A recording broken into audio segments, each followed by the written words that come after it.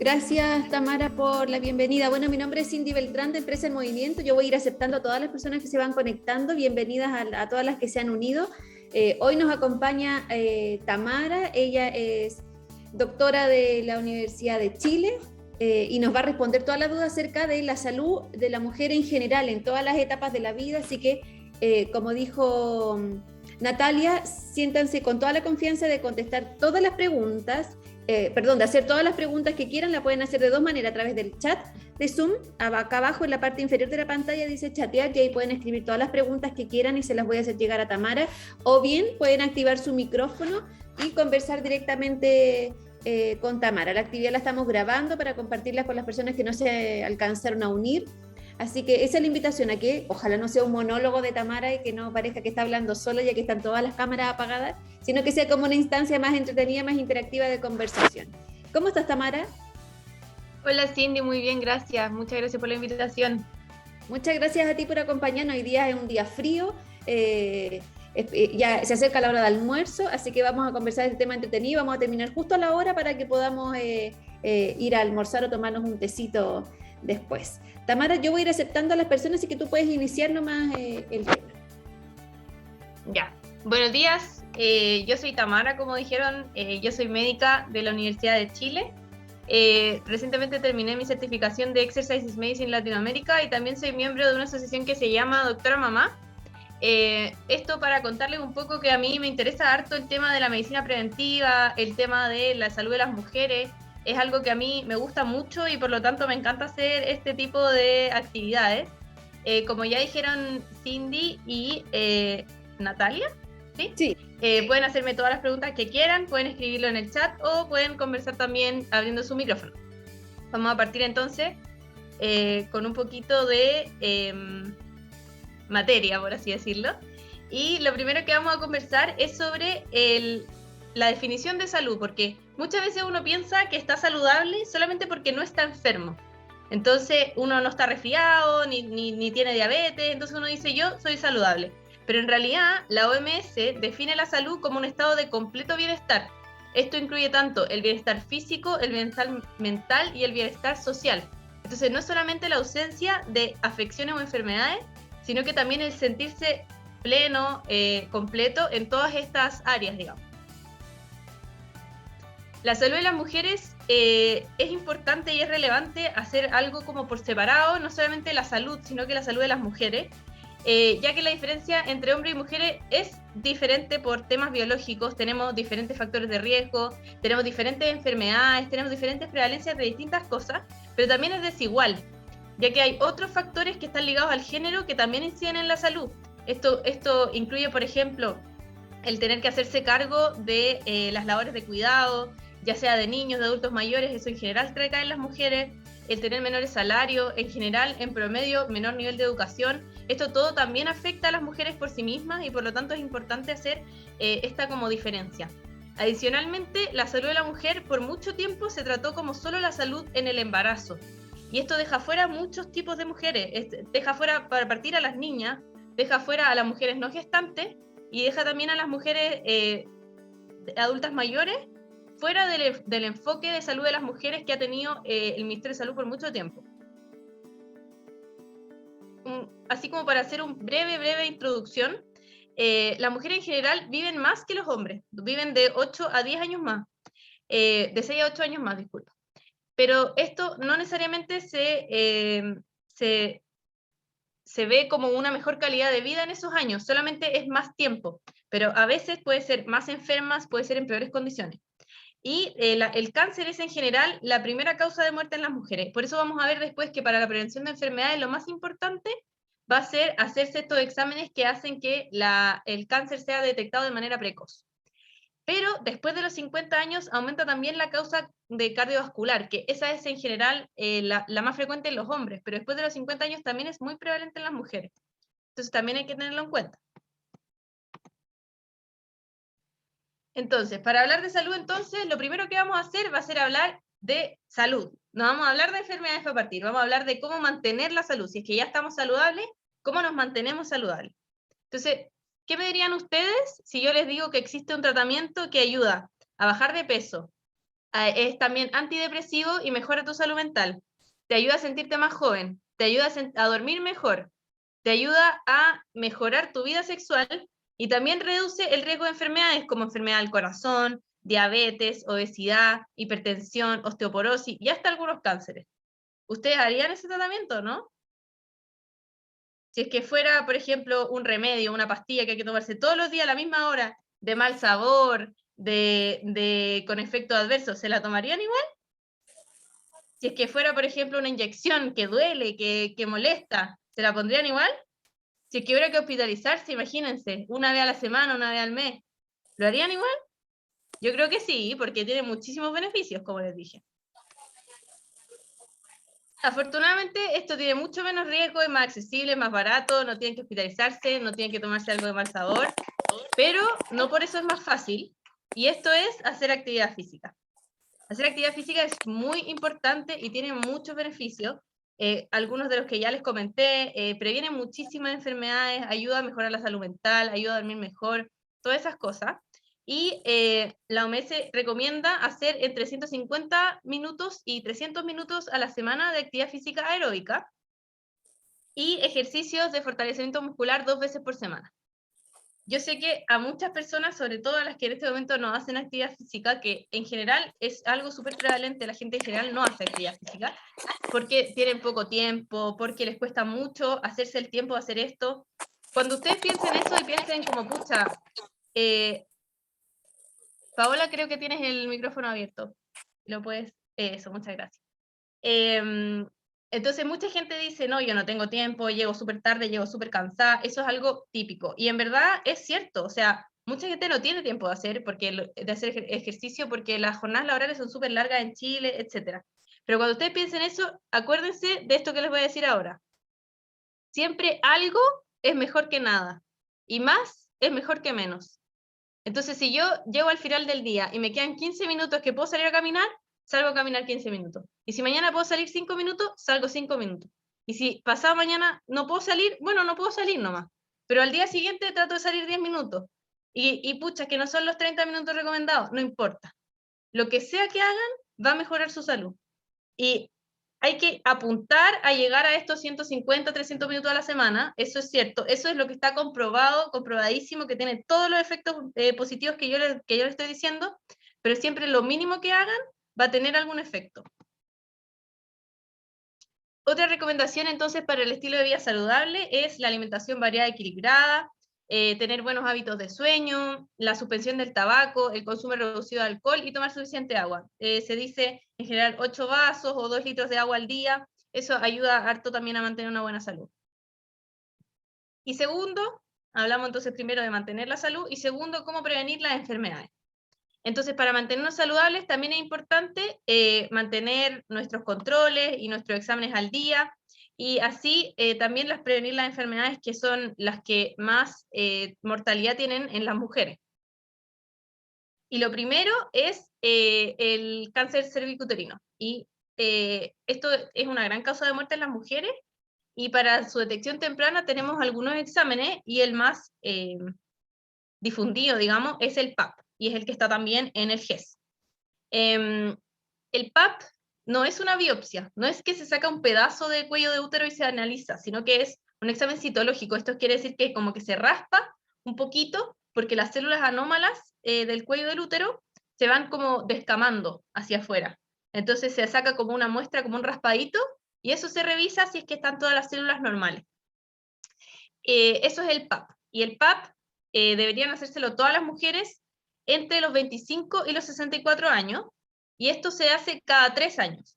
Hay algunas corrientes, algunos países que recomiendan cada 2 años, pero la diferencia igual no es mucha. En el sistema público está garantizado cada 3 años, y en el sistema privado es más una decisión personal, pero la diferencia entre 2 y 3 años es como ver el 95% de los cánceres versus el 99%. Y entonces eso es cada 3 años, y menos de 25 años no se recomienda porque no tiene mucho beneficio. Y mayores de 64 años, si es que tuvieron sus exámenes al día en los últimos 10 años, ya casi no existe el cáncer cervicuterino en edades tan avanzadas. Pero si es que no tuvieron los controles, tienen que seguir hasta que hayan 10 años de controles regulares.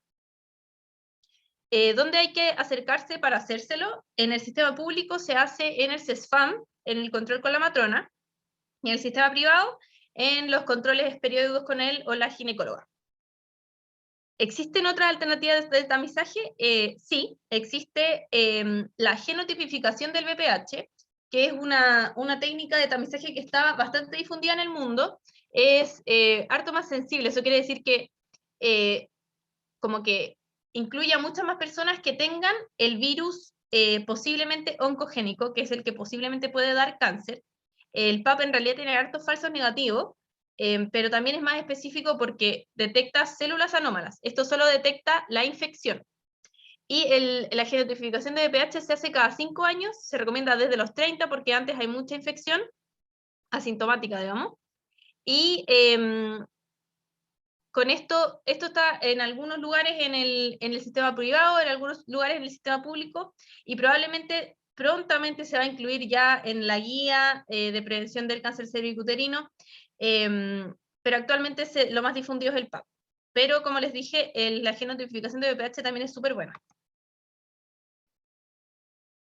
La segunda enfermedad que tenemos que tener mucho cuidado para prevenir es el cáncer de mama. Lo más importante del cáncer de mama es que para cada persona puede ser un poco diferente. Entonces, lo primero que tienen que hacer todas las mujeres es ir a un control con su ginecólogo, que debería ser una vez al año, o por último, cuando se hagan el PAP cada 2 o cada 3 años, y el ginecólogo tiene que evaluar sus factores de riesgo de cáncer de mama. Entonces, si es que ustedes, por ejemplo, tienen algún familiar directo que tuvo cáncer de mama, una mamá, una hermana, una hija, o algún familiar con cáncer de mama de edades muy jóvenes, como por ejemplo a los 40 años, a los 30 años, que eso es algo no tan frecuente, o algún familiar que sea hombre y tuvo cáncer de mama, esas personas, o que ustedes mismas hayan tenido cáncer de mama antes, ese tipo de personas tienen un riesgo más alto de cáncer de mama y pueden requerir otro tipo de tamizaje, que no sea solo la mamografía. Pero para el resto de las personas, las que tienen como un riesgo estándar, por así decirlo, lo que se recomienda es hacer una mamografía, que es una radiografía de la mama, y se recomienda a todas las mujeres desde los 50 años y cada 3 años. Entonces también, además de hacerse el PAP cada 3 años, hay que hacerse una mamografía cada 3 años desde los 50, y esta se solicita en la matrona si es que se atienden en el sistema público, en la matrona del CESFAM, o si es que están en el sistema privado, el ginecólogo o ginecóloga. Y por último, vamos a hablar un poco de la salud sexual y reproductiva. Para partir un poco, los derechos sexuales y reproductivos. Bueno, ¿alguien tiene alguna pregunta antes de seguir? Que quieran preguntar sobre prevención de enfermedades o sobre mantención de la salud. Parece que no me recibió preguntas del chat por ahora. No, todavía no, Tamara. Yo me gustaría tener una pregunta. Una Ahí vez sí. que contraes el virus del papiloma humano, ¿cuánto tiempo tarda en ser detectado por los exámenes? La verdad es que depende, porque hay distintos tipos de virus de papiloma. Hay algunos virus que son asintomáticos, hay otros que dan verrugas, hay otros que dan cáncer. En general, para ser detectado por el PAP tiene que pasar harto tiempo, tiene que haber harta replicación y una alteración de las células para que el PAP detecte el VPH. Sin embargo, la genotipificación es bastante precoz, debería ser casi justo después de infectarse, digamos. Entonces, por eso es un poco más sensible, es un poco mejor, porque es más rápido y además te dice al tiro qué tipo de virus es. En el fondo, el que busca es el que produce cáncer. Y si tú no tienes el que produce cáncer, entonces no puedes tener cáncer, porque ese cáncer, el cáncer cervicuterino es súper especial y solo se produce por ese tipo de virus. Entonces, si es que tú no tienes ese virus, que son, por ejemplo, el 14 y el 16, si es que tú no tienes 14 y 16, entonces no puedes tener cáncer. Y como supongo que por eso iba tu pregunta, es que el VPH uno puede portarlo por muchísimos años y sin saberlo. Entonces, claro, si yo me contagié hace poco, lo ideal sería la genotipificación, pero en realidad uno igual tiene que seguir haciéndose los controles a pesar de que la genotipificación salga negativa. Eso se hace cada 5 años. Tamara, Dime, tenemos hartas preguntas en el chat. súper. Por ejemplo, Paola dice, ¿por qué el PAP es a los 25 años? Ya, desde los 25 años, claro, esto es porque se han hecho algunos estudios de qué pasa si le hago PAP, por ejemplo, a las niñas de 20 años o de 15 años, no estaría como tomando el cáncer aún más precoz si es que estuviera. La verdad es que pasa que dentro de los menores de 25 años el cáncer prácticamente no existe, son casos súper anecdóticos, que haya, por ejemplo, acá en Chile deben haber habido 2 casos en los últimos 10 años, es súper anecdótico, entonces hacer una política pública para esos 2 casos en 10 años no tiene como significancia, pero además cuando uno detecta un BPH, aunque sea oncogénico en una menor de 25 años, lo más probable es que ella sola, con su defensa, pueda eliminar este virus sin que nunca se produzca cáncer. Entonces, incluso aunque uno encontrara el virus y encontrara estas células anómalas, lo único que uno debería hacer es seguirlo, es volver a hacerle un PAP, por ejemplo, cada 1 año. Si es que se llegara a encontrar algo, sería un PAP más seguido, para ver que efectivamente eso como que se sane solo, por así decirlo. Pero las guías internacionales no recomiendan ni siquiera tratarlo. Entonces, ¿para qué voy a estar sometiendo a niñas chicas, por así decirlo, muy jóvenes, a un procedimiento que igual es invasivo, que puede ser molesto, y sobre todo para gente más chica, digamos, si es que al final igual no lo voy a hacer nada? Entonces, si a los 25 años sigue con eso, ahí recién la voy a tratar. Por eso se parte a los 25 años. Ya, perfecto. Génesis también nos dice, si por motivos de salud, y pone entre paréntesis vértigo, no puedo hacer ejercicio físico, ¿qué otra cosa puedo realizar para estar saludable? Ya, súper buena pregunta. En general hay harta gente que tiene problemas para hacer ejercicio, o que le duele las rodillas, o esto que tiene vértigo, que se marean. Eso es algo frecuente, súper frecuente en la población. Entonces, lo mejor es hacer algo que a ti no te haga sentir vértigo. Por ejemplo, si tú caminas al metro, ¿te da vértigo? Quizás no, o quizás sí, pero si no, quizás lo que puedes hacer es salir a caminar. Salir a caminar es un súper buen ejercicio. Y no necesariamente uno tiene que quedar así súper muerto y con dolor muscular al otro día y que no puede respirar. Ese tipo de ejercicio obviamente tiene sus beneficios, pero no es necesario llegar a ese nivel para tener beneficios en salud. Ahora, lo mejor que tú puedes hacer es consultar con un médico especialista en deporte, en prescripción de ejercicio. Estos son los deportólogos, por así que les dicen, o médicos del deporte, o con el médico que te vea el vértigo, que sea el otorrino, probablemente, y consultar con ellos cómo partir, ver si es que necesitas ayuda de algún kine o algún ejercicio un poco más monitorizado al principio. Pero por mientras, que no puedas asistir o que no tengas tiempo, qué sé yo, tratar de partir con algo que a ti no te haga sentir mal. Por ejemplo, caminar. Perfecto, perfecto. Ahí Génesis nos cuentas si es que estás de acuerdo con la respuesta o tienes alguna otra duda. Loreto nos dice, si puedes recordar a qué edad se empieza a hacer el PAP. Entonces, se parte a los 25 y se termina a los 64, siempre y cuando hayas tenido los exámenes al día los últimos 10 años. Perfecto. Y también Elizabeth nos hace una pregunta, dice, ¿cuándo se detecta el papiloma? Cuando se detectó papiloma y se hizo tratamiento, ¿puede volver? Y también pregunta si el contagio es solo vía sexual. Ya, cuando se detectó papiloma y se hizo tratamiento. Eso también depende un poco de qué tipo, como hablamos antes, que el virus papiloma tiene como distintos tipos. Si es que, por ejemplo, alguien tuvo verrugas y se trató, claro, esa vez como que se sanó, pero siempre puede volver, sí. Probablemente no el mismo tipo, porque tú ya generaste anticuerpos, pero hay muchísimos tipos, hay como 50, 60 tipos de virus papiloma, entonces otro tipo de virus papiloma te puede llegar. Y te pueden dar verrugas de nuevo si es que fue verruga, o incluso el cáncer también puede volver. Si es que alguien tuvo cáncer por virus papiloma, también podría volver eventualmente. Entonces, claro, si es que ya tuvo virus papiloma, se trató, hay que seguir también con los exámenes y probablemente más seguido. Eso tiene que verlo tu ginecólogo en el caso particular. Y el contagio del virus papiloma, la verdad es que igual es un poco controvertido, porque no es una ITS propiamente tal, en el sentido que, por ejemplo, si uno usa condón, igual se podría contagiar el virus papiloma. Es la única enfermedad que sería de transmisión sexual y no se previene con condón. Y esto es porque el virus papiloma no está solamente en el pene, por así decirlo, no está solamente en la parte genital, sino que está como alrededor, en la parte perineal, en la piel está. Entonces, el contacto como de la piel alrededor puede contagiar también el virus papiloma. Entonces, claro, el contagio es vía sexual, pero es súper, súper difícil de prevenir.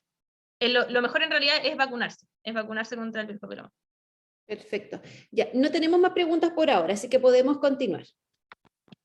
Seguimos entonces ahora con lo de salud sexual y reproductiva, y para partir me gustaría que leyéramos cuáles son los derechos sexuales y reproductivos, que quizás como que no los tenemos tan incorporados. Los derechos sexuales y reproductivos aseguran que todas las personas tienen la posibilidad de tomar decisiones libres e informadas en cuanto a su vida sexual y reproductiva, y de ejercer su sexualidad y reproducción sin ningún tipo de coacción o violencia. Esto es súper importante porque se desprende de esto que las mujeres pueden elegir en el fondo cuándo tener relaciones sexuales, cuándo tener hijos, cuántos hijos tener, y en el fondo todo tipo de violencia o coacción que tenga efecto en estas decisiones está vulnerando sus derechos. Y dentro de estos derechos sexuales y reproductivos se incluyen algunos controles. El primero, que es el de planificación familiar o anticoncepción, es el que todo el mundo debería tener. En el fondo uno debería partir con estos controles cuando tiene 14 años. Y en este control, que sea con la matrona en el servicio público o con el ginecólogo o ginecóloga en el servicio privado, lo que vamos a hacer va a ser una consejería sobre método anticonceptivo. Vamos a hablar qué tipo de método anticonceptivo existen, cuáles son sus pros y sus contras, cuáles son sus riesgos, si es que tú tienes algún riesgo específico para algún método anticonceptivo que no lo puedas usar, y se elige entonces cuál es el método anticonceptivo de preferencia, y después se va controlando que esté todo bien, que no tenga efectos adversos, etc. Y hasta llegar al método anticonceptivo que tú vas a usar hasta que deseas embarazarte o paciente. Después el control preconcepcional, que este es un control que es como medio olvidado, pero es súper importante, que las mujeres en edad reproductiva deberían conocer. Cuando alguien decide embarazarse y dice, me voy a poner en campaña, antes de ponerse en campaña, debería tener este control preconcepcional, que puede ser con el ginecólogo o con la matrona, y en este control se ve que tú estés sana, porque para tener un embarazo sano, lo más importante es que al momento de embarazarse alguien ya esté sana, porque eso es lo más fácil de controlar. Entonces se hacen exámenes, se ve los medicamentos que pueden estar tomando que pueden afectar a la reproducción, se ve los hábitos, si es que consume tabaco, si es que consume alcohol, todas las cosas que puedan afectar el embarazo se ven antes de embarazarse. Eso es lo ideal. Entonces, para las mujeres que están en esta charla, están en edad reproductiva y eventualmente quieren tener hijos, por favor recuerden, antes de embarazarse, tratar de tener este control, porque para embarazarse hay que estar lo más sana posible y así tener un hijo lo más sano posible y un embarazo lo más sano posible. Y después, claro, los controles del embarazo, donde se ve que el embarazo esté sin complicaciones, no tenga ninguna alteración del bebé, etc.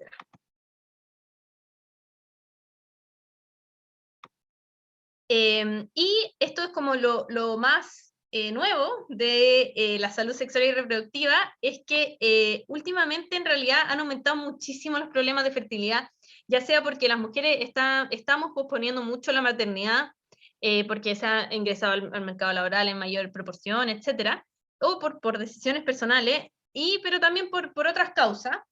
Los problemas de fertilidad, o sea, cuando las mujeres quieren quedar embarazadas y no pueden, eso ha aumentado harto. Entonces, en el 2014, esto como un dato anecdótico, en realidad se añadió a FONASA en modalidad libre elección la fertilización asistida de baja complejidad. Se codificó entonces la fertilización asistida dentro de FONASA. Eso es algo como súper innovador, y por eso quería contarles. Y la otra patita de la salud sexual y reproductiva, hablamos de prevención del embarazo y cómo tener un embarazo saludable. La otra patita entonces es la prevención de infecciones de transmisión sexual. Y el único método para prevenir las enfermedades de transmisión sexual es el uso consistente y permanente de condón. Entonces, las pastillas, el dispositivo intrauterino, el implanón, lo que ustedes quieran, no previene la ITS. Eso es súper importante. Solamente el condón, y usarlo siempre, y usarlo bien. ¿Y por qué es importante? Porque las ITS en las mujeres muchas veces son asintomáticas. Entonces lo que pasa es que los hombres en general tienen un cuadro súper agudo, con harta secreción, con harto problema para hacer pipí, ellos consultan al tiro, se los tratan, están listos. Porque la ITS tiene tratamiento. En cambio, en las mujeres o tienen síntomas muy, muy, muy vagos, como muy poco importantes, por así decirlo, entonces no es suficiente como para consultar, o no sienten nada, simplemente es asintomático casi en el 70% de las mujeres, y esto en mucho tiempo se genera una infección crónica que puede generar un dolor pélvico crónico, que las mujeres nunca lo van a asociar a una ITS porque se genera, como dije, por mucho tiempo, y también puede generar infertilidad, porque en el fondo lo que pasa es que los órganos internos generan como una inflamación crónica, y eso ustedes se pueden imaginar que no puede ser saludable. Entonces, generan estos problemas, los problemas de fertilidad son súper difíciles de corregir, el dolor crónico también es difícil de manejar, entonces, ¿qué es lo que se recomienda? Es que todos se hagan screening de ITS una vez al año. Entonces, en estos controles anuales, que ya deberíamos tener como un checklist, así como qué hacer una vez al año, qué hacer cada 3 años, una vez al año lo que se recomienda es hacerse un screening de ITS. Y también cuando se cambia de pareja sexual estable, antes de tener relaciones sin protección con una persona nueva, por mucho que hayamos estado juntos por mucho tiempo, etcétera, siempre hay que hacerse exámenes antes, los dos, porque esa es la única manera de saber que tú no tenías una infección de antes, que él no tenía una infección de antes. Y entonces los exámenes una vez al año también son importantes. ¿Habrán preguntas sobre salud sexual y reproductiva? Hay una pregunta que nos hace Janet. Y Janet nos pregunta si es que para los hombres existe algún examen para detectar si es que poseen el virus del papiloma que estábamos hablando delante.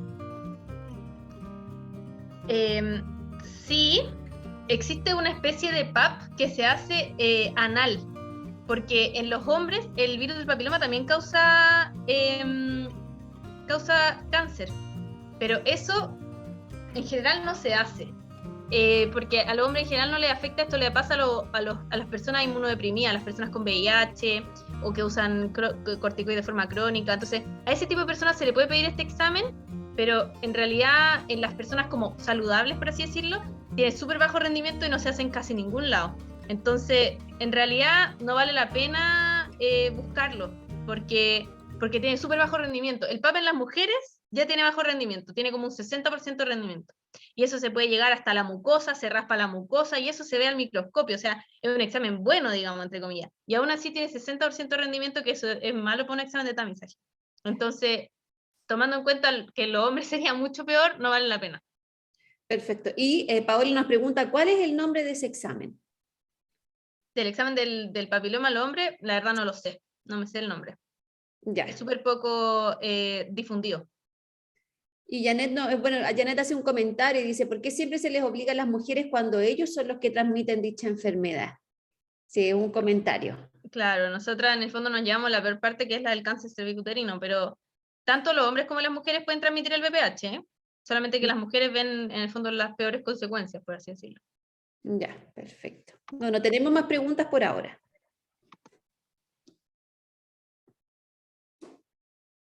Ya. Entonces, para terminar, vamos a hablar 2 palabras sobre la detección del climaterio.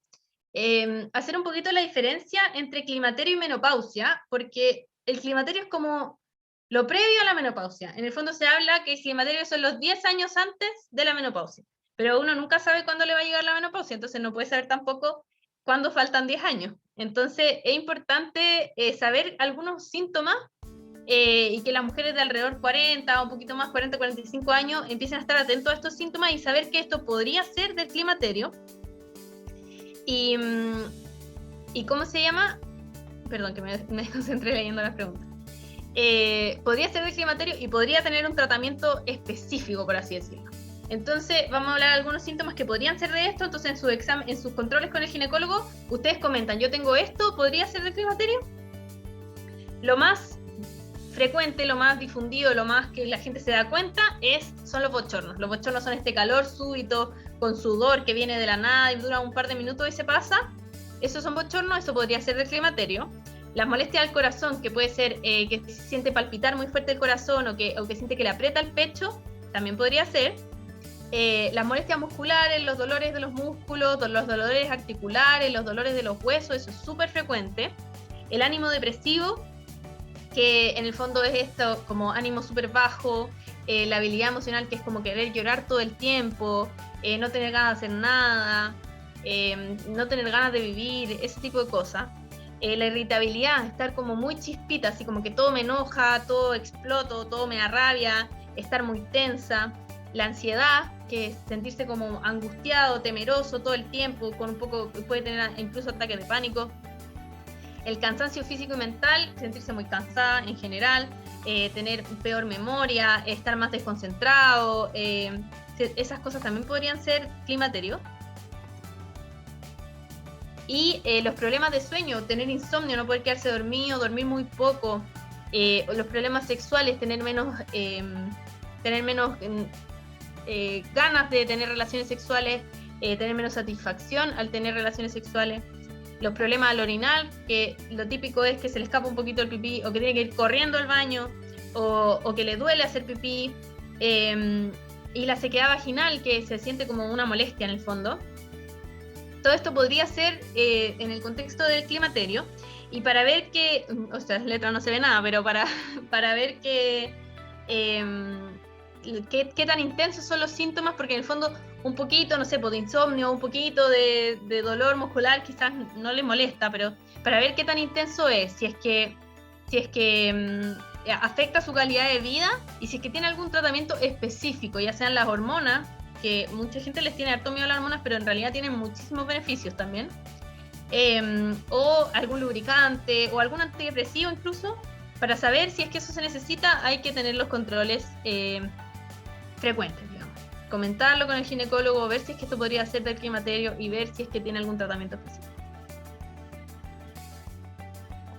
Y eso sería lo último. Ahora vamos a dejar un espacio también para más preguntas.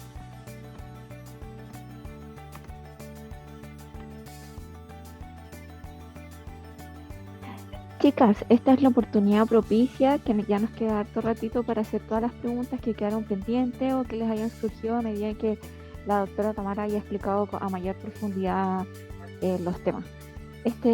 Aprovechemos, saquémosle el jugo a la doc, así que continuamos nomás con las preguntas y salgan de sus dudas, ¿ya? Denle al chat o activen sus micrófonos, todo está permitido. Ya, yo voy a leer las preguntas que están en el chat y que nos quedaron. Acá está Me Rudolfi, que pregunta qué examen debe hacerse para verificar si vuelve el condiloma acuminado, y el ginecólogo es el único especialista, supongo si es que hay otro especialista. Las infecciones de transmisión sexual las puede ver el ginecólogo o el dermatólogo. Eso es como algo que no es muy difundido, pero en realidad el especialista en enfermedad de transmisión sexual es el dermatólogo. Entonces, en realidad, para saber si vuelve el condiloma acuminado, lo que hay que hacer es tener examen físico, en el fondo, que se mire y ver que no esté. Eso sería lo único, porque no hay como un examen de sangre para saber eso. Y lo mejor sería tener controles con el dermatólogo, la verdad. En el sistema público hay unas unidades que se llaman UNACES, que se dedican específicamente a esto. Y se ve un montón de verrugas, de condiloma, y se hace harto tratamiento de esto, y todo el resto de las ITS también. Entonces, claro, tener controles, ojalá con dermatólogo, puede ser también con ginecólogo, incluso un médico general, si en el fondo es que te hagan un buen examen físico. Y bueno, el PAP en el fondo va a seguir siendo innecesario para ver que no tenga una alteración que pueda ser significativa de cáncer. Pero el condiloma acuminado sería como una manifestación benigna del VPH. Elizabeth pregunta, dice, tengo entendido que en los SESFAM, al momento de tomar el PAP, también se está pidiendo un resultado para detectar el papiloma humano. En algunos SESFAM sí, es cierto. Algunos SESFAM, sobre todo, bueno, los con más recursos en realidad, están pidiendo las dos cosas, el PAP y la genotipificación de VPH. Eso es súper bueno, y en el fondo sería como lo mejor de lo mejor. Están viendo si es que tienes el virus malo, el virus oncogénico que se llama, que es el que produce cáncer, y además están viendo si es que ya generó alguna alteración en las células del cuello del útero. Así que eso, si es que tu CESFAM hace eso, genial. Rebeca Figueroa nos pregunta, ¿cuál es el porcentaje de personas sexualmente activas que tienen o podrían tener VPH? Esto varía en realidad de acuerdo a los estudios, porque en el fondo lo que se hace en los estudios es tomar un montón de personas de cualquier, o sea, de distintos hombres, mujeres, de distintos lugares donde viven, de distinta edad, y se le hace la genotipificación para ver si es que tienen VPH y no sabían. Y en realidad todos los estudios muestran que tiene harta prevalencia, dentro del 80, o sea, del orden del 80 al 90%, eso va variando dentro de la población, pero eso es en general, de las personas sexualmente activas tienen aproximadamente un 80 o 90% de personas que tienen contagio del VPH, pero lo importante y lo relevante es que de esa 80-90%, el 90% se libera se cura, se libera del VPH solo, porque en el fondo igual, por ejemplo, las células del cuello del útero son células que se cambian súper rápido. Entonces, el virus tiene que, en el fondo, propagarse más rápido que las células para que eso se cronifique y se genere una infección crónica. Entonces, de todas esas personas que lo tienen, solo el 10% genera una infección crónica. Y de la infección crónica tiene que ser por harto tiempo y tiene que ser un virus específico para que eso se produzca en cáncer. Entonces, por eso no todo el mundo, o sea, por eso no todo el 90% de la población tiene cáncer del cuello del útero, eso sería espantoso. Sino que la mayoría se cura solo, por así decirlo. Antonieta. Antonieta tiene la mano levantada. ¿Quieres abrir el micrófono mejor? Ok, sí, mejor. Hola, buenas tardes Dime. a todas. Bueno, si escuchan ruidos, estoy en la oficina, así que miren, yo tengo 50 años y a los 47 ya mi menstruación se empezó a cortar. ¿Ya? El año pasado, o el año antepasado en realidad, cuando comenzó la pandemia y todo, tuve muchas cosas de las que tú mencionaste. Bochorno, ¿Ya? nocturno, sobre todo en la espalda hasta el cuello. Tenía trastornos ¿Ya? del sueño, también una vez me dio como un par de veces ataques de pánico. Bueno, yo ya sabía un poquito de esto por herencia, por mis tías, no sé, ellas me habían ya informado. Y resulta que opté con mi ginecólogo de tomar hormonas. Comencé a tomar como el año pasado, bueno, ya llevo como 5 meses, una cosa así. Pero ¿Ya? los 3 meses y medio, la que estoy tomando yo se llama Clinomat, ¿ya? ¿Ya? Y cuando me la dio, yo me indispuse y estuve con mi menstruación 3 meses y medio. Pero no es una menstruación así como fuerte, así como no, sino que los días que yo menstruaba, que eran los fines de mes, como 7 días era como normal, y los otros eran como unos flujitos así oscuros, ¿ya? Eso era normal porque ¿Ya? yo fui al ginecólogo, obviamente, porque me asusté cuando ya había pasado un mes y me dijo que mis ovarios eran muy jóvenes, por eso, bueno, yo no tuve hijos, ojo, nunca ¿Ya? estuve embarazada tampoco. Entonces, pero tampoco él sabe si se puede atribuir a eso. Pero la cosa es que yo ya estaba asustada como a los 3 meses y medio. Me fui con él, me dijo no, que era normal y me dijo aguantemos un poquito más porque esto es como que tú estás muy joven, entonces como que yo supongo que, como decía él, estaba botando como los últimos cartuchos. Y el día 29 ¿Ya? de abril se terminó todo. Y de ahí ahora nada. Entonces me dio 3 cajas más y me dijo que íbamos a ver en esos 3 meses cómo estábamos y luego me iba a hacer un examen intravaginal para poder ver todo cómo quedó. La pregunta mía es, después de esto, bueno, todo esto yo tomo desde los 40 y tantos colágeno en polvo, Caldé, que es calcio con ¿Ya? vitamina D que me dio él hace años. Y recién ahora estoy haciendo un ejercicio más suave porque antes iba al gimnasio, porque empecé a tener dolores de rodilla un poquito, así que estoy haciendo yoga. ¿Ya? Ya. Mi Súper. pregunta es, él me lo dio por 3 meses más. ¿Esto quiere decir que el tratamiento no es de por vida en lo de las hormonas, así como ya hasta el resto de mis días? ¿O va a ser un tiempo nomás? Esa es mi pregunta. Yo no se las hice a él porque me dijo, vamos a ver cómo andas en estos 3 meses. Pero les Claro. digo que los primeros 3 meses cuando anduve con indispuesta fue terrible porque era una montaña rusa de mis emociones, una montaña rusa. Y yo le decía a él, pero eran justamente los días que supuestamente me indisponía antes, o sea, los fines de mes. Andaba muy Ya. irritable o muy llorona. Ya, mira, Antonieta, a tu pregunta en realidad, si es que las hormonas funcionan bien y no tienes contraindicaciones, no tienes grandes problemas con ellas, ¿se pueden tomar para toda la vida? Sí. Bueno, casi toda la vida, igual al final puede que si es que aparece alguna contraindicación en el fondo, se cesan.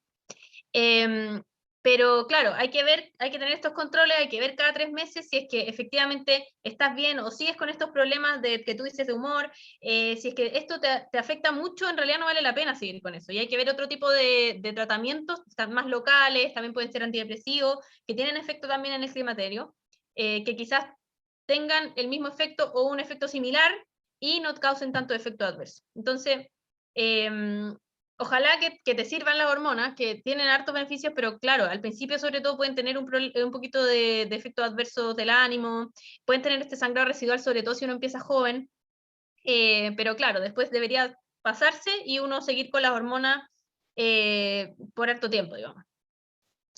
La última acotación, por si acaso a mí me quitó inmediatamente las 2 semanas todos los bochornos, todos los dolores de cabeza también que tuve, me quitó Buenísimo. los trastornos de sueño, el ánimo también anduvo bien los 3 primeros meses, o sea, los 2 primeros, Ya. pero cuando me llegó la menstruación esa, ahí empecé de nuevo con los estados de ánimo, pero como les digo, los fines de mes, como la fecha que realmente me indisponía, una cosa así. Claro. Pero en general, por ejemplo, ahora que cesó la menstruación, ahora he andado del ánimo súper bien y he estado tomando, que también le pregunté a mi médico, hierba de San Juan.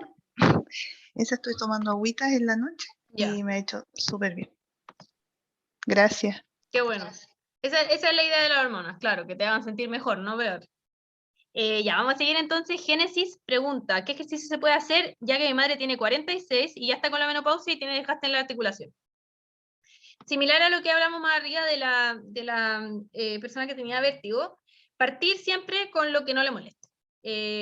Si son abdominales, abdominales, si son caminata, como les dije, es súper buen ejercicio, en general las personas pueden hacerlo, y si es que al principio puede caminar 2 minutos, que camine 2 minutos, no importa, lo que sea, se ponga las zapatillas, sale 2 minutos, no llega a la esquina de la cuadra, no importa, se devuelve, se sienta y después sigue su vida normal. Y eventualmente, sobre todo con los dolores de articulaciones, eso va pasando, eso va disminuyendo. Eso es lo más probable que pase, porque los dolores de articulaciones tienen que ver con que uno tiene muy poco músculo para soportar el peso que soportan las articulaciones. Por eso es tan frecuente el dolor de rodilla, el dolor de cadera. Ustedes tienen que imaginarse que estos son huesos que están chocando uno contra otro y que tienen todo el peso de tu cuerpo hacia arriba. Entonces, si además esos huesos, alrededor de ellos no hay músculo, el roce y el choque entre ellos es mucho más fuerte. Y por eso un gran factor de riesgo para el dolor de articulaciones, para la artrosis, es la obesidad. Entonces, sobre todo para el dolor de rodillas y de cadera, es importante bajar de peso, porque va a ser menos el peso que tengas que soportar y por lo tanto menos choque, y además generar más músculo. Y lo ideal es partir con lo menos que se pueda y que no le moleste tanto, caminar 2 minutos, y al día siguiente 3 minutos, y al día siguiente 4 minutos, 4 minutos, 5 minutos, hasta llegar a 10, hasta llegar a 20, hasta llegar ojalá a 30 minutos diarios. Y lo mismo, si es que tienen posibilidad de consultar con un médico del deporte, eso es lo ideal, porque ellos son los que saben perfectamente qué ejercicio hacer, qué ejercicio no hacer, qué días hacer, qué días no hacer, si es que necesita un kinesiólogo. Entonces, si es que tienen la posibilidad, muy recomendado. Si es que no, partir como digo, de a poquito, ir avanzando y de verdad que se le va a ir pasando. Janet nos pregunta, a veces realizar operación para tener hijos puede acelerar el paso de la menopausia y la abstinencia sexual por periodos muy prolongados puede ser también una causa. La operación para no tener hijos, me imagino, la esterilización quirúrgica. No, la esterilización quirúrgica no acelera la menopausia, a no ser que ustedes se hayan sacado los ovarios, que eso es poco frecuente. En general, cuando la gente tiene una histerectomía que se saca el útero, sacan solo el útero, porque por lo mismo, para no darte una menopausia acelerada, y tener abstinencia sexual por periodos muy prolongados tampoco. Ninguna de esas dos cosas da menopausia más acelerada, solamente el paso del tiempo. Puedo tomar productos naturales para que me ayuden. Susana Vega, para que me ayuden, ¿con qué? Si puedes escribirme o abrir tu micrófono, que me ayuden para quizás la menopausia.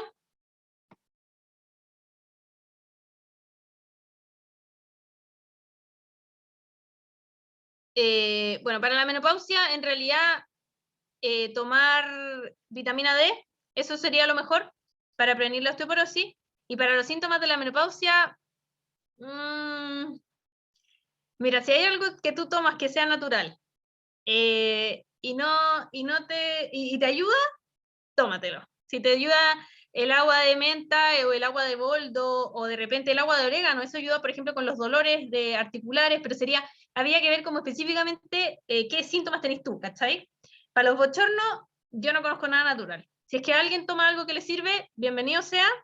En general las cosas naturales, nosotros los médicos los tratamos un poco así. Si a usted le sirve, está bien. Pero así como con evidencia y a todo el mundo le sirva, no te podría decir. Pero sí, la vitamina D, eso sirve mucho. Lore, ¿cuál es la edad promedio para la menopausia? ¿Cuándo sería precoz y por qué ocurre esto? La edad promedio para la menopausia es a los 50 años, eso es lo más frecuente entre los 50 y los 55.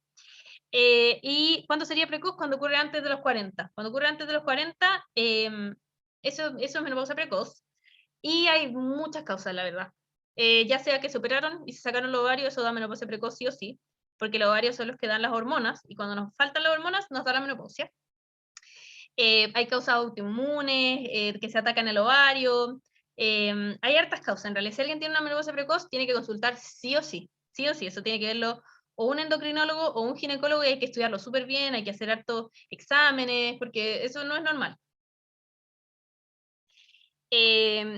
Janet Martínez, ¿hay hormonas naturales a tomar? ¿O en qué alimentos podemos encontrar el tipo de hormonas que necesitamos para poder manejar los síntomas del climaterio? La verdad es que existen alimentos con fitoestrógeno, pero el fitoestrógeno, que es el estrógeno de las plantas, que está, por ejemplo, en la soya, en algunas comidas, no sirve mucho, la verdad. ¿Tienen algún efecto? De repente dicen que a los niños les puede tener, o a las niñas les da como algún efecto mayor porque en el fondo tienen un cuerpo más pequeño, pero así como para aliviar los síntomas de la menopausia, no existe. Las hormonas que hay que tomar son las que se toman en pastillas, lamentablemente. O con parches, también existen en parches. En las comidas no hay hormonas humanas, por así decirlo. Es verdad que, Rudolfi pregunta, ¿es verdad que hay alimentos o suplementos con isoflavonas que ayudan a las mujeres en el climaterio para atenuar la baja de estrógeno? Me declaro ignorante en este sentido, no conozco el efecto de la isoflavona en las mujeres con la menopausia, la verdad. Habría que preguntar quizás con una nutricionista que conozca un poquito más del tema. Yo lamentablemente no te puedo ayudar con esto, no lo conozco. Hay otra persona que pregunta sobre la medicación natural. Es lo que yo les comenté, si es que a ustedes les sirve algo, pueden tomarlo, no hay problema. Pero así como con evidencia científica dura que le sirva a todo el mundo, no existe. Vitamina D, eso sí, vitamina D todo el mundo debería tomar. Sirve para el ánimo y sirve para los huesos. Paola Rebellón me pregunta, mi mamá tiene 72 años, ¿no debería hacerse el PAP? Si es que se hizo los PAP correspondientes hasta los 64 años, ya no tiene que hacerse. Si es que nunca se hizo PAP, sería bueno que se haga, porque uno no sabe si es que viene algo desde antes. Pero si se hizo los exámenes bien, nunca más, no es necesario.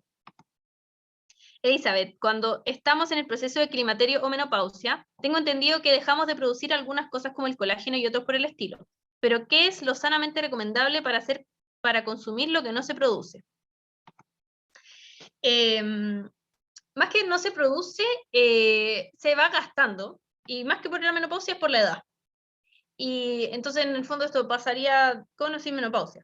Y efectivamente se puede tomar colágeno y puede tener algún beneficio, esto dentro de las que me preguntan también sobre cosas naturales, podría tener algún beneficio, sí, pero como les digo, no tiene una evidencia científica así como dura, que diga como, sí, si tomáis colágeno todos los días no te va a dar artrosis, por ejemplo.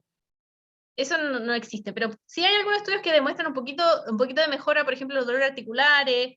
Así que si es que ustedes quieren probar tomar colágeno, está perfecto, se puede tomar. Como que sirve un poco para la piel, puede ser, pero eso es algo como medio subjetivo. Entonces, lo que sí necesitan es vitamina D. Eso es lo que yo les puedo dejar como de algo natural que tienen que tomar, vitamina D. Y el colágeno pueden tomar, y si les ayuda, excelente, pero no es una cuestión así como obligatoria. Hola, pretendo dejar, MSB me pregunta, hola, pretendo dejar mis anticonceptivos en diciembre de este año. ¿Qué pasos previos debo realizar antes de embarazarme? Perfecto. Muy buena pregunta, qué bueno que hayamos tenido esta conversación antes de que te embaraces. Si quieres empezar a querer, o sea, a intentar embarazarte en diciembre, por lo menos en noviembre, ojalá 3 meses antes, en septiembre, por ejemplo, tenga una consulta con tu ginecólogo, con tu matrona, y les digas que quieres embarazarte. Y ahí entonces te van a hacer los exámenes, te van a ver que esté todo perfecto, te van a dar algunas recomendaciones de comida, etcétera. Y ahí, claro, dejarlo de anticonceptivo y ponerse en campaña, como dicen. Así que eso, el control preconcepcional que hablamos es súper importante y súper bueno. Roxana Hilserman. Hola, dijiste todos los síntomas del climaterio, entonces, ¿cuál es la diferencia con la menopausia? Yo tuve todos los síntomas mencionados y el médico me dijo que era menopausia. Ya, es que puede ser, porque el climaterio, como les dije, son los 10 años antes de la menopausia. Entonces, si por ejemplo a ti te va a llegar la menopausia a los 50, a los 40 vas a empezar con los síntomas, y esto es como que va a ir, no sé, pues los periodos van a ser cada vez menos frecuentes. Si antes te llegaba una vez al mes, te llegará una vez cada 2 meses, una vez cada 3 meses, hasta que se corta definitivamente. Y si es que tú ya no estás con menstruación, entonces es menopausia. Pero si es que te llegan de repente un poquito, y eso te pasa hace poco, probablemente sea climaterio. Pero se tratan de la misma manera, así que la diferencia es conceptual más que clínica. Gracias. De nada. Génesis Vázquez, llevo casi un año con flujos vaginales, me han visto muchos ginecólogos y todos me dan tratamiento distinto y siempre me vuelve. Pucha, tampoco te puedo ayudar tanto porque en el fondo los flujos son súper diferentes, tienen diferentes consistencias, diferentes colores, diferentes olores, y todo eso puede ser una cosa diferente, puede ser una infección, puede ser sangrado antiguo, puede ser muchas cosas, así que lamentablemente lo único que te puedo recomendar es ir a un nuevo ginecólogo quizás, si es que sigues, tratar con otro profesional, porque sí o sí hay que examinarte para saber qué puede ser y qué tratamiento hay que usar. Carla Pérez, mi pregunta es, cuando me llega el periodo es muy doloroso y mucho flujo, ¿a dónde debo recurrir? Al ginecólogo. Efectivamente el periodo puede doler, pero que sea muy doloroso y mucho flujo, eso no es normal. Hay distintas causas. Permiso.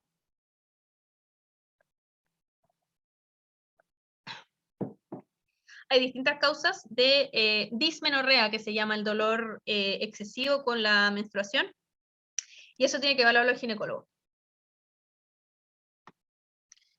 Roxana, hay gente que te recomienda estrógenos de soya. ¿Sirven de algo o en definitiva hay que se toman? Eso lo hablamos un poquito con los fitoestrógenos que son de plantas. Sí, ya lo comentaste. Claro, ya. Está Seguimos. clarísimo. Lore, ¿qué efectos adversos tienen las hormonas? ¿Qué tan frecuente ocurren los efectos no deseados? Y tienen hartas opciones de efectos adversos. Igual que las pastillas anticonceptivas, pueden aumentar un poco el riesgo de trombo, pueden tener sus cambios de humor, algunas personas tienen cambios de peso. Hay distintos tipos de efectos adversos, son poco frecuentes, no te podría dar una cifra porque no me la sé de memoria, pero son poco frecuentes. Y en el fondo que tengan más o menos riesgo, por ejemplo, de trombos, que eso es lo más grave, digamos, depende de tu propia historia y de los riesgos adicionales que puedas tener. Por ejemplo, si es que alguien fuma, aumentaría alto ese riesgo. Por ejemplo, hacer ejercicio disminuye mucho el riesgo. Entonces, es un poquito persona dependiente, Y hay que conversarlo cuando te den hormonas, hay que conversarlo con el ginecólogo. O al decidir si es que quieres o no usar hormonas. P. Morán dice, buenas tardes, ¿cómo orientar y apoyar a guiar a las niñas y adolescentes en materia de su sexualidad? También súper buena pregunta, no alcanzamos a ver ese tema, digamos, es como una charla aparte, como hablar de sexualidad con niños y adolescentes. También hay harta material sobre esto. No me quiero extender mucho porque ya estamos en la hora, pero idealmente hay un libro que se llama 1000 preguntas de sexualidad adolescente, que es buenísimo. Yo lo usé, yo era scout antes y estaba con niñas de 6 a 12 años, con ellas no lo usé, pero con los niños siguientes que eran de 13 a 16, usamos ese libro y fue buenísimo. Las niñas podían leer las preguntas que hacían otras personas y ver respuestas de gente súper especializada en el tema. Es súper bueno. Y bueno, lo más importante para mí, que yo creo que ustedes deberían transmitirle a su hija, es la confianza y la posibilidad de hacer preguntas. Para partir, ese libro, como les digo, súper bueno. Lo hicieron hace un par de años de alguna organización que no recuerdo. Y dar el espacio y la confianza para preguntar es lo mejor, más que las cosas que uno específicamente diga. Y tratar de ir viendo lo que, sobre todo con las niñas, ver lo que ellas quieren saber, porque de repente uno puede decir cosas de más y a ellas no le interesa. Tienen que ver lo que ellas quieren saber y ir respondiendo.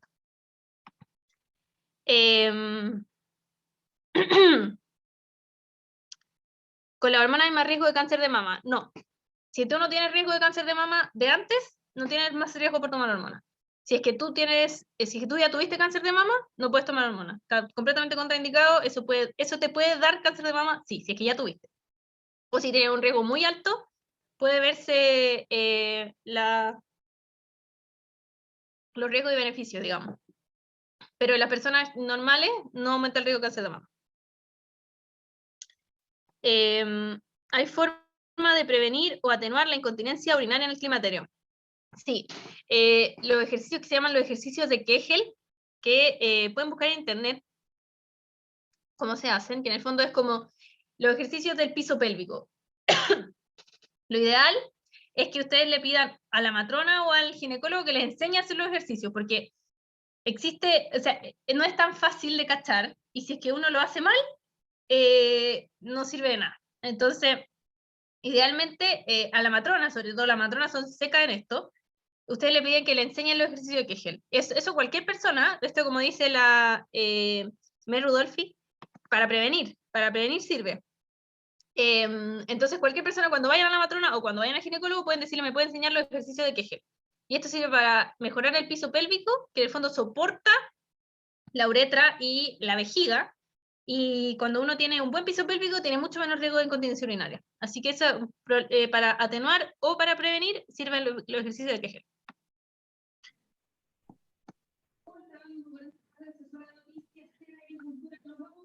Ya, esto lo hablamos. Para tener los síntomas de la menopausia. Esto es lo que habían preguntado sobre cosas naturales. Agua fría para los bochornos. Que excelente, sí, eso sirve harto también, el agua. Lecitina de soya para minorar los efectos. También lo hablamos, la fitoestrógeno. Me llegó la menopausia a los 43 años, nunca tuve hijos. Tomé lecitina de soya y se me pasaron, nunca más tuve bochorno. Qué bueno. Como les dije, si es que a usted le sirve, bienvenido sea. Pero claro, quizá en un tiempo más, si es que tú tenés 43, eres súper joven todavía. Así que quizá en un tiempo más ya no sea suficiente los fitoestrógenos, que son como una dosis minúscula y que no tiene mucha absorción, pero si es que sirve, está bien. ¿Mamografía a los 72 años? Sí. Sí. La mamografía tiene que seguirse hasta que les digan que no sigan, que prácticamente es nunca. Lecitina de soya sirve para minorar el efecto de la menopausia. Eso es cierto, yo lo tomaba en ayuno. Perfecto. Si es que les sirve, bien. Pero la mayoría de las personas en la menopausia no es suficiente tomar fitoestrógeno. Has mencionado en varias oportunidades tomar la vitamina D. Sí, hartas veces. Como todo compuesto, esto también tiene contraindicaciones, por lo que mi pregunta es, ¿en qué formato se debe tomar o consumir? ¿Por cuánto tiempo? ¿Y hay alguna enfermedad crónica en la que no sea prudente tomar esta vitamina? Que no sea enfermedad crónica, la falla renal. Si es que alguien tiene falla renal, idealmente no tomar vitaminas, no tomar nada que no les digan los doctores, porque casi todo se elimina por la orina. Entonces, si alguien tiene falla renal y sus riñones no funcionan bien, no tomar nada porque todo puede, en el fondo, acumularse tanto en el cuerpo que ser tóxico, por así decirlo. ¿Tiene contraindicaciones? Casi no tiene contraindicaciones. La falla renal sería, la falla hepática podría ser también. Para una persona sana no tiene contraindicaciones. ¿En qué formato se debe tomar o consumir? En las farmacias venden de 400 unidades y de 800 unidades. Yo recomiendo tomar 800 unidades porque 400 unidades es muy poco. 800 unidades es más o menos. Pero si uno toma sol también, está bien. Y eso se puede tomar una vez al día. Las vitaminas de 800 unidades, que no es tanto, por así decirlo. ¿Y por cuánto tiempo? Para siempre. Para siempre la vitamina D. Yo tomo vitamina D todos los días y tengo 26. Comentarios, me tengo que ir, salud, y sí, ya estamos en la hora en realidad. Últimas preguntas entonces, ¿hay que tomar hormonas? ¿Qué hay de tomar hormonas y el cáncer? Eso también ya lo hablamos, el cáncer de mama y el de endometrio pueden estar relacionados con el uso de hormonas, pero en el fondo cuando uno empieza a tomar hormonas se toma la precaución, por así decirlo, porque es tomar estrógeno solo, entonces a usted le dan estrógeno y progesterona, y ahí ya se anula el riesgo de cáncer de endometrio, y las que no tienen riesgo de cáncer de mama no aumenta el riesgo de cáncer de mama. ¿Hasta qué edad se es sexualmente activa? Hasta siempre. Uno puede ser sexualmente activa hasta que se muera, de 80, 90 años, no importa. Y eso es lo ideal, o sea, mantener una buena salud sexual. Pero si alguien ya no tiene deseo sexual y no quiere seguir siendo sexualmente activa, eso es en el fondo decisión propia. Pero si alguien tiene molestias o cosas así, lo mejor es consultar, porque eso se puede indicar algún lubricante, se puede indicar hormonas, y con eso puede volver a retomar su vida sexual. Esto parece que es, ¿todos podemos tomar vitamina D, cualquiera sea la edad? Sí, todos pueden tomar vitamina D. Mi segundo hijo nació a los 45, obviamente no se van a chantar 50 comprimidos de vitamina D todos los días, pero si toman 400 o 800 unidades al día, es cualquier edad. Mi segundo hijo nació a los 45 y después me ligué las trompas, tengo 58 años y ya no estoy fértil. ¿Tengo algún riesgo de quedar embarazada? No. ¿De ITS? Sí, siempre. Y no sé de qué más. De menopausia, lo mismo que todas las personas, no cambia.